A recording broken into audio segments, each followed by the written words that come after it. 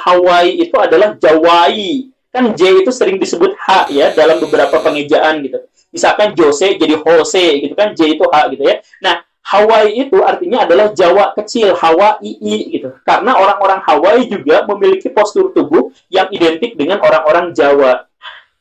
Nah, sampai sejauh itu kita anggap ini adalah cocokologi, tetapi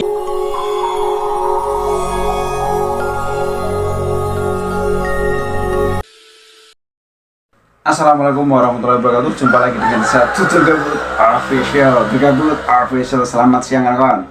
Kumaha watosna daramang piye kabare Mas? Apik to. Yo opo kabare Cak? Apik ta? Geng-geng kabare.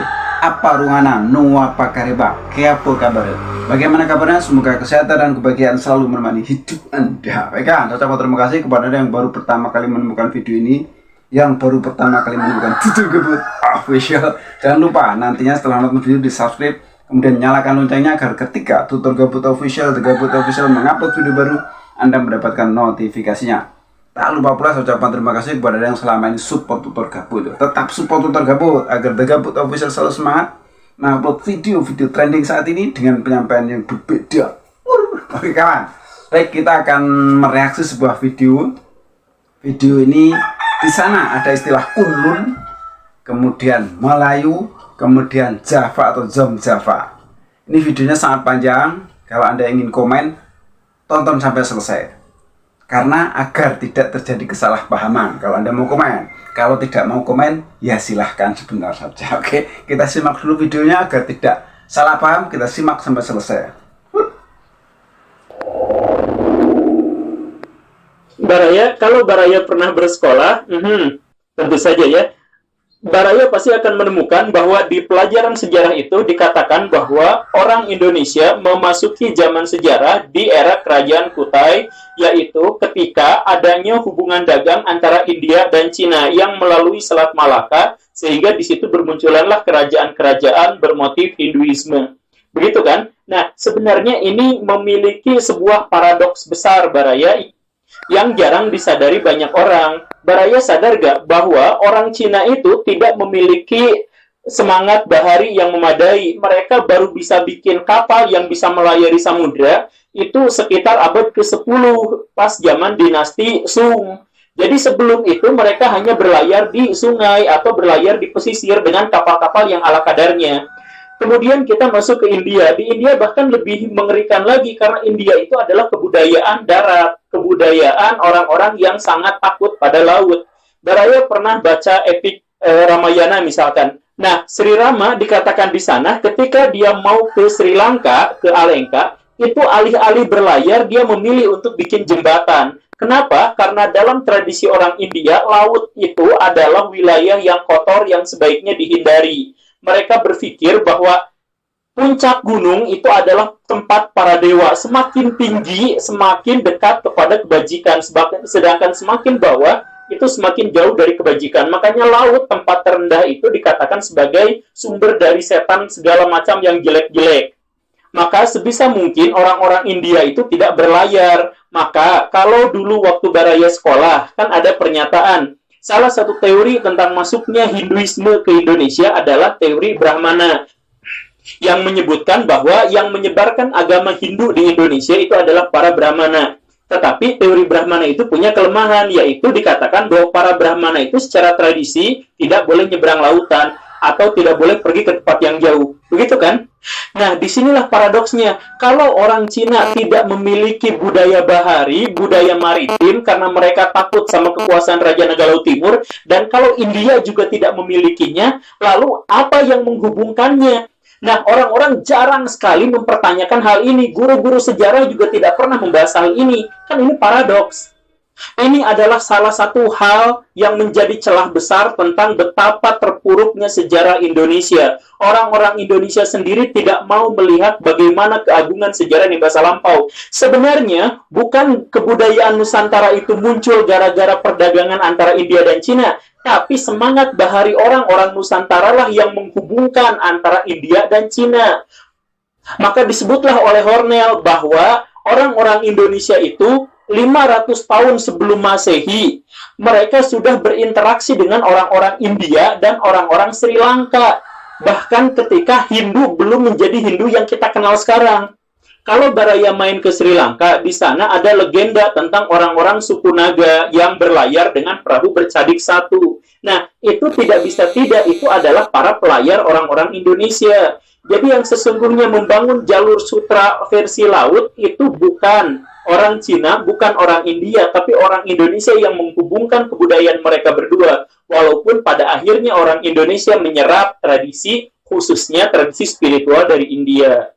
George Huraini, dia adalah seorang ahli sejarah Arab. Dia menyebut bahwa pelaut-pelaut Arab itu sudah sejak 1 abad sebelum Masehi sudah main ke India. Disebutkan begitu. Tetapi Huraini juga menyebutkan bahwa orang Arab itu terlambat dibanding orang-orang Melayu. Artinya, ketika orang Arab di situ sebelum Masehi sudah ada, orang-orang Indonesia juga sudah berlayar di situ. Teks bukunya saya sampaikan di sini. Lebih jauh lagi, Huraini menyebutkan bahwa bentuk kapal layar orang Indonesia adalah bentuk kapal layar yang paling berpengaruh di seluruh dunia. Kapal layar yang bisa diputar haluannya, yang layarnya bisa dinaik turunkan dengan sangat fleksibel, itu adalah kapal-kapal bentukan Indonesia yang kemudian ketika ada di India mempengaruhi bentuk-bentuk kapal di India. India itu adalah pertemuan antara para pelaut Persia, Arab, Yaman, Afrika, Mesir, Mesopotamia, dan sebagainya. Nah, disitulah kemudian kapal layar Indonesia itu diadopsi oleh seluruh dunia. Dari negara-negara yang dimaksud itu kemudian nanti diadopsi oleh orang-orang Eropa. Kalau kita tahu betapa jauhnya orang-orang Indonesia berlayar, maka akhirnya kita bisa menghasilkan jawaban atas pertanyaan-pertanyaan yang masih membingungkan para ilmuwan. Misalkan, pertanyaan yang simpel tapi bikin ilmuwan pusing itu apa? Kenapa ikan mujair ada di Indonesia? Itu bingung. Kan ikan mujair itu ikan air tawar, dia nggak bisa nyebrang di laut. Kenyataannya ikan mujair itu seharusnya hanya ada di Afrika. Tapi di Indonesia nggak ada. Tapi di Indonesia ada. Nah, gimana ceritanya? Kalau kita sepakati bahwa Indonesia memang sudah pernah berlayar ke sana, maka ikan mujair yang ada di Indonesia sudah tidak lagi menjadi misteri. Demikian pun dengan penelitian Robert Dick, yang menyebut bahwa sabang saning jagung dan beberapa tanaman lain itu sebenarnya disebarkan ke seluruh dunia oleh orang-orang Indonesia, khususnya pelaut-pelaut Indonesia. Kemudian ada sebuah catatan di Mesir 2000 tahun sebelum Masehi. Ini sebenarnya saya juga agak ragu, tapi saya sampaikan saja ya. 2000 tahun sebelum Masehi ada sebuah catatan bahwa orang-orang Mesir kuno mendapatkan beberapa komoditas. Di antaranya adalah rempah-rempah, cengkeh, cendana, emas, dan sebagainya. Itu didapat dari sebuah negeri yang masih tidak diketahui negeri apa itu. Sampai Giorgio Buccellati menemukan bahwa di Mesopotamia ada sebuah kendi kuno yang di dalamnya ada fosil cengkeh. Baraya, cengkeh itu adalah tanaman khas Indonesia, endemik Maluku. Sekarang memang sudah tersebar di mana-mana, tapi di dunia kuno dia hanya ada di Nusantara, di Indonesia. Artinya, kalau di Mesopotamia sudah ada cengkeh, maka kemungkinannya dua. Orang Mesopotamia yang datang ke Indonesia atau orang Indonesia yang datang ke sana. Berhubung orang Mesopotamia juga dikenal tidak memiliki pelayaran bahari yang memadai, tidak memiliki budaya maritim yang memadai, maka dipastikan orang-orang Indonesia lah yang mengekspornya ke sana. Kenapa harus orang Indonesia? Karena kapal bercadik Indonesia itu sudah ditemukan di India 500 tahun sebelum Masehi. Yang dengan demikian, maka kita bisa simpulkan bahwa orang Indonesia lah yang mengekspor ke sana. Jadi, ada tambahan lagi. Baraya yang Kristen pasti Baraya kenal sama kitab Satu Raja-Raja. Nah, di situ ada cerita tentang Raja Salomo yang mendapatkan emas, 400 talenta emas. Kemudian dia mendapatkan bulu burung merak, kayu cendana, rempah-rempah, dan sebagainya.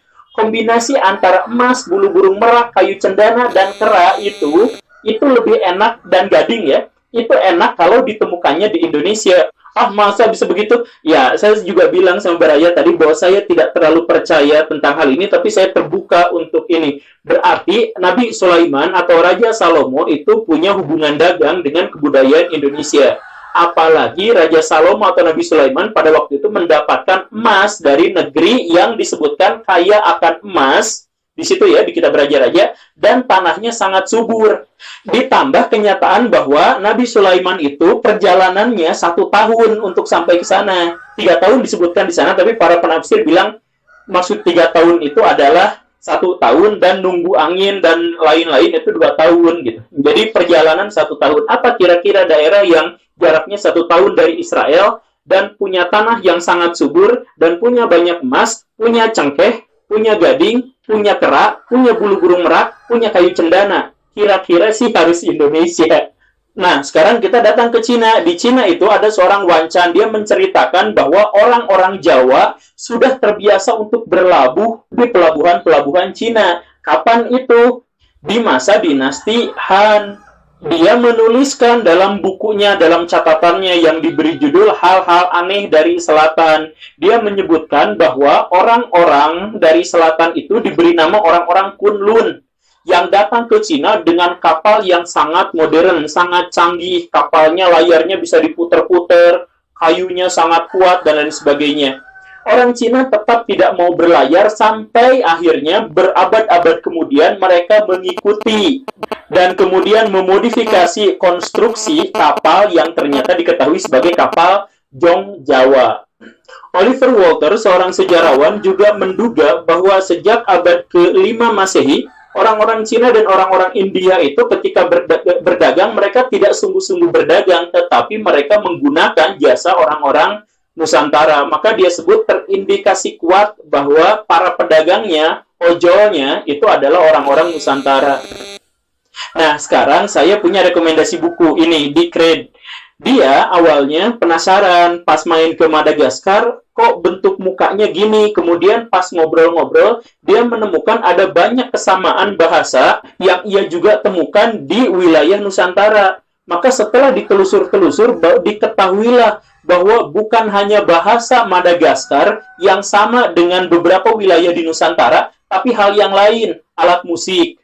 Alat musik yang semacam kolintang itu, di sana juga ternyata ada. Kemudian dia baru nyadar, baru ngeh pas lihat rumah. Ternyata rumah orang Madagaskar mirip sekali dengan rumah Joglo. Dan setelah Dick itu ngobrol sama warga di situ, mereka nanya, tahu nggak Indonesia? Sebagian orang-orang Madagaskar bilang bahwa Indonesia adalah leluhur kami. Jadi mereka itu adalah keturunan dari para pelaut di Nusantara yang entah bagaimana memilih tinggal di sana. Ya, sekarang orang-orang Madagaskar udah campur dengan orang-orang Afrika, tapi orang-orang Afrika itu pendatang. Yang pertama datang ke sana itu adalah orang-orang Nusantara. Nah, masalahnya adalah sejak kapan? Kemungkinan sejak zaman Sriwijaya. Kalau sejak zaman Sriwijaya artinya abad ke-8-an lah ya, abad ke-9. Nah, artinya orang-orang Indonesia sudah berlayar jauh sampai Madagaskar. Ketika kemudian Robert Dick ini berpikir lagi dan melakukan penelusuran lagi, dia lebih kaget lagi karena pengaruh Jawa, pengaruh Nusantara itu bukan hanya ada di Madagaskar, bukan hanya ada di Afrika, bukan hanya ada di Ghana yang kemudian dia ketahui juga, tapi hampir di seluruh dunia. Ini agak kontroversial, tapi akan saya sebutkan. Robert Dick berani menyebut bahwa ada kemungkinan, ada indikasi kuat bahwa pelayaran orang-orang Indonesia sampai ke benua Amerika, sampai ke benua baru. Saya agak sangsi dengan pernyataan ini, tetapi kemudian kita juga menemukan fakta bahwa Hawaii, tahu ya, pulau di Pasifik itu salah satu teori menyebut bahwa Hawaii itu adalah Jawai. Kan J itu sering disebut H ya dalam beberapa pengejaan gitu. Misalkan Jose jadi Jose gitu kan, J itu H gitu ya. Nah, Hawaii itu artinya adalah Jawa kecil, Hawaii gitu. Karena orang-orang Hawaii juga memiliki postur tubuh yang identik dengan orang-orang Jawa. Nah, sampai sejauh itu kita anggap ini adalah cocokologi, tetapi ada sebuah fakta yang tidak terbantahkan, yaitu Alfonso de Albuquerque. Baraya tahu ya, biasanya guru sejarah nyebut di sekolah Alfonso de Albuquerque melakukan pelayaran dan menaklukkan Malaka pada tahun 1511. Hafalin ya, nah gitu ya. Nah, Alfonso de Albuquerque itu dikenal luas oleh guru sejarah Indonesia. Tetapi sedikit sekali yang pernah mengetahui bahwa dia pernah menulis surat pada rajanya, Raja Immanuel. Saya sudah menaklukkan Malaka, bla bla bla bla bla, dan saya sudah bertemu dengan para pelayar Jawa, bla bla bla bla bla, dan saya menemukan di peta Ini pengakuan ya, pengakuan Alfonso de Albuquerque. Saya menemukan peta dari orang-orang Jawa bahwa Portugal itu sudah ada di peta Jawa. Selain Portugal, juga Tanjung Harapan, Cina, Jepang, itu sudah ada di peta Jawa. Lebih mengerikannya lagi, ini laporannya di situ disebutkan Brazil. Brazil ada di peta Jawa. Robert Dick menyebutkan seperti itu, dan kemudian dalam catatan surat Alfonso de Albuquerque juga menyebutkan seperti itu. Kan jadi galau. Alfonso tidak terkejut, tetapi pelayar-pelayar Portugis awalnya ketika dia sampai ke Tanjung Harapan, Afrika Selatan, mereka terkejut karena mereka menemukan banyak sekali orang-orang berkulit coklat. Ketika ditanya, kamu orang mana? Kami orang Jawa. Ketika pelaut-pelaut Portugis itu sampai ke Indonesia, mereka baru sadar, tuh bener kapal-kapal seperti itulah Jung Jawa yang pernah saya temukan di Tanjung Harapan gitu. Jadi di Tanjung Harapan ketemunya 1-2 kapal gitu. Oh, dari Jawa, mereka nggak tahu Jawa itu apa. Tapi pas sampai ke Malaka, banyak kapal-kapal bentuknya seperti ini di sini. Jawa yang dimaksud bukan benar-benar Pulau Jawa ya. Kadang-kadang Kalimantan bagian selatan juga itu disebutnya Jawa. Kesaksian tentang betapa berwibawanya armada-armada Indonesia juga ditemukan dalam catatan Giovanni dari Empoli. Dia menyebutkan bahwa kapal Jung Jawa itu sedemikian besar dan demikian kuatnya. Dia menyebut itu adalah benteng yang mengapung di lautan. Jadi kapal-kapalnya itu sedemikian keras sampai mampu menahan serangan-serangan artileri. Dalam hal ini meriam. Jadi dibombardir pakai meriam, itu kapalnya kuat. Nah, kapal ini juga itu jauh lebih besar dari kapal terbesar yang dimiliki oleh Portugis. Kira-kira sekitar 3 kali lipat lebih besar. Bobotnya kisaran 1.000 sampai 2.000 ton. Ini adalah kapal yang paling besar di zamannya. Giovanni juga menyebutkan bahwa Kekaisaran Cina itu mengizinkan semua kapal untuk berlabuh di pelabuhan-pelabuhannya kecuali kapal Jong Jawa. Karena kapal ini demikian besar, demikian kuat. Kalau kapal ini berlabuh, dikhawatirkan bisa menaklukkan sebuah kota. Bahkan satu kapal Jong Jawa itu bisa menghabisi 20 kapal Jong Cina sekaligus. Nah, kapal inilah yang kemudian menginspirasi dinasti Song untuk membuatnya. Walaupun tetap tidak sebaik kapal Jawa, karena bahannya bukan jati. Jadi kalau Baraya tahu Laksamana Cheng Ho itu kapalnya sedemikian besar, itu ada kabar juga bahwa kapal itu dibuatnya di Semarang, bukan di Cina. Kenapa orang-orang Indonesia memiliki tradisi berlayar yang luar biasa seperti itu? Karena Indonesia itu berbentuk kepulauan, maka kita tidak akan menemukan wilayah yang lain yang memiliki tradisi berlayar yang sebaik Indonesia. Kan Indonesia itu untuk datang dari satu pulau ke pulau yang lain juga harus berlayar. Kemudian ini tempat latihan yang enak. Mau ke tempat badai, ada yang daerah badai kayak selatan Jawa gitu kan, banyak badai gitu ya. Nah, mau yang ramah gitu kayak Laut Jawa, yang utara Jawa itu kan ramah lautnya. Jadi semua medan untuk berlatih berlayar itu orang-orang Indonesia sudah memilikinya dan sudah terbiasa. Suku Bajo yang tadi disebutkan itu di masa lampau adalah suku yang tidak pernah mendarat. Dia lahir di sana, mati di sana. Di sana yang dimaksud di laut, di perahu. Jadi mereka hanya turun ke darat untuk berinteraksi dengan suku-suku lain. Dan orang-orang Bajo dikenal sebagai orang yang bisa beradaptasi di semua kondisi lingkungan.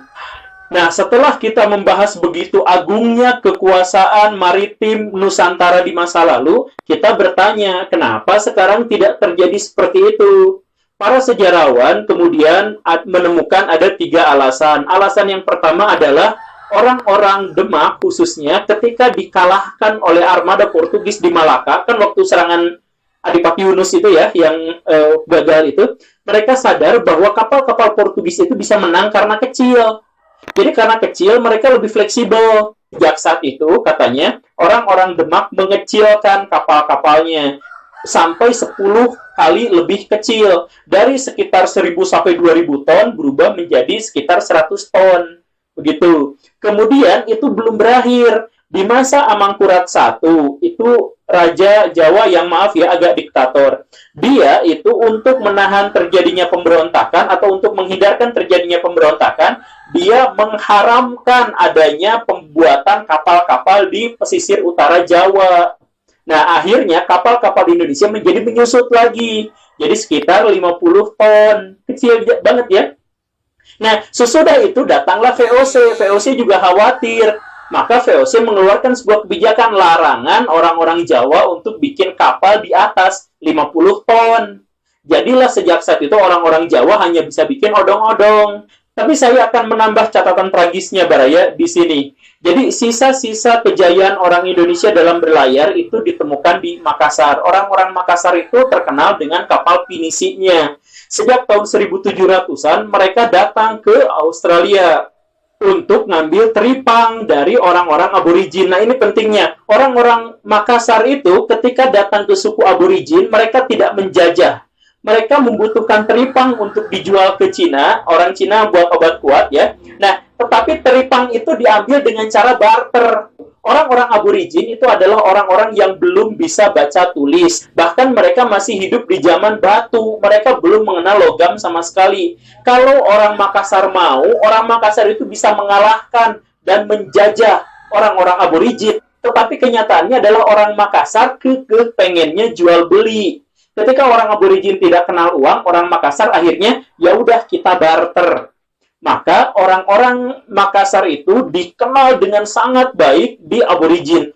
Orang-orang aborigin itu kalau disebut kata Makassan gitu, mereka tuh senang sekali. Makassan, oh Makassan gitu. Karena orang-orang aborigin itu punya keindahan masa lampau ketika mereka berhubungan dagang dengan orang-orang Makassar. Jadi setiap menjelang musim hujan, orang-orang Makassar itu biasanya datang ngambil teripang dari orang-orang aborigin, tapi mereka tidak ngambil, tidak mencuri. Mereka tolong kumpulkan, kemudian barter. Kadang-kadang ngasih beras, ngasih pisau, ngasih senapan, ngasih alkohol, ngasih candu gitu ya buat ngudut, dan lain sebagainya. Pokoknya mah barter. Nah, ini terjadi selama 1,5 abad. Jadi hubungan antara orang Makassar dengan orang aborigin itu sangat akrab. Bahkan orang aborigin banyak yang ikut ke Makassar, orang Makassar banyak yang tinggal di suku aborigin untuk mengajarkan kepada mereka bagaimana beternak mutiara gitu. Dan walaupun mereka terpisah ribuan kilometer, tapi setiap mau musim hujan, orang-orang aborigin pasti nunggu di pesisir pantai, di sekitar Darwin itu, pesisir pantai, dan mereka sudah menyiapkan bertonton teripang gitu.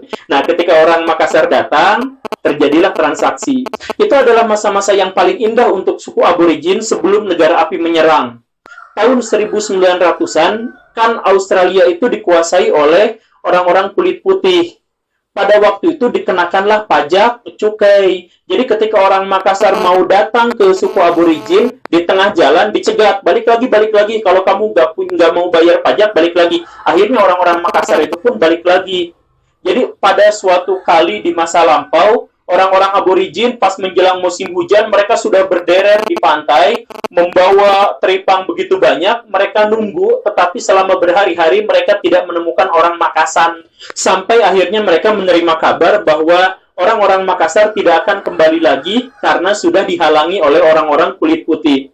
Itu sampai kepala sukunya itu banyak yang nangis, berderet itu di pantai pada nangis itu. Mereka masih menunggu lagi sampai beberapa hari, berharap ada orang Makassar yang berhasil lolos aja masuk, setidaknya untuk mengucapkan kalimat perpisahan gitu.